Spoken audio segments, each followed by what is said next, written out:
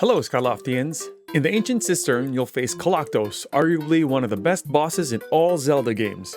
In this video, we'll learn how to easily defeat it, and if you want to watch the whole video of me explaining how to get through the Ancient Cistern, check the card in the corner or the link in the description.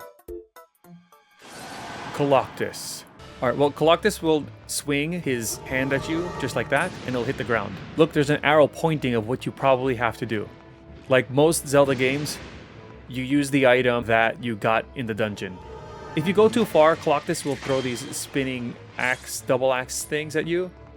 Go close enough to where he can swing his hand, and then use the whip to break the hand. When you break two hands, he'll open his chest, revealing this red spot. Of course, you have to attack the red spot.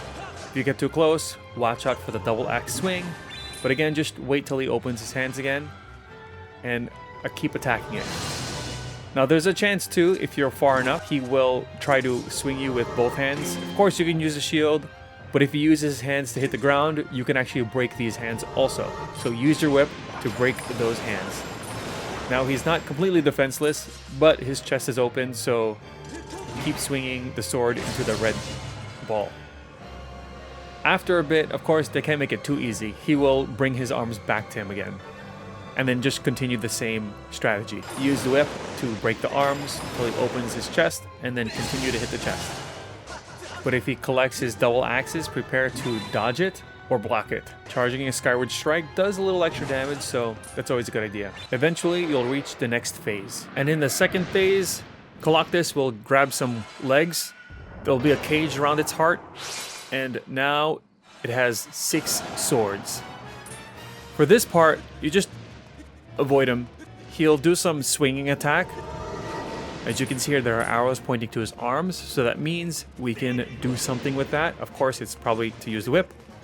Just so you know, it can swing into these columns or pillars, and if they break, there'll be some hearts, so you can use it to grab some hearts if needed. So like I said, you do need to use the whip to break the arms, and the game does focus on the swords. But why? Oh, that's because you can pick them up.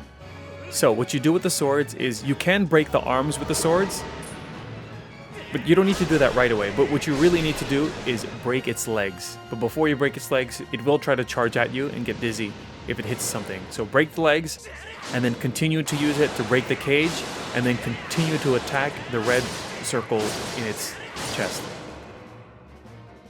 And that's basically what you have to do for phase 2. Run away to not get hit. It will do this continuous swinging attack. Sometimes Koloktos can also summon some cursed bokoblins. Just defeat them if he does. Then again, wait till it does the swinging 3-arm sword thing. Use the whip to break the arms. And if you're fast enough, you can grab the sword and break its legs right away. And of course, attack the red stomach, and then continue this process. Just remember, you want to be close enough to make Koloktos swing its 3 arms. And then you break an arm, grab the sword, break the cage, and break its heart. Congratulations, Koloktos is defeated, and you've completed this dungeon. Like always, there's a heart container. You can use these swords to break the columns. I probably should have said that earlier if you need hearts. I hope this was helpful. Give it a thumbs up if so, and if you're looking for more Zelda content, I hope you consider subscribing or at least checking out the channel. See you next time!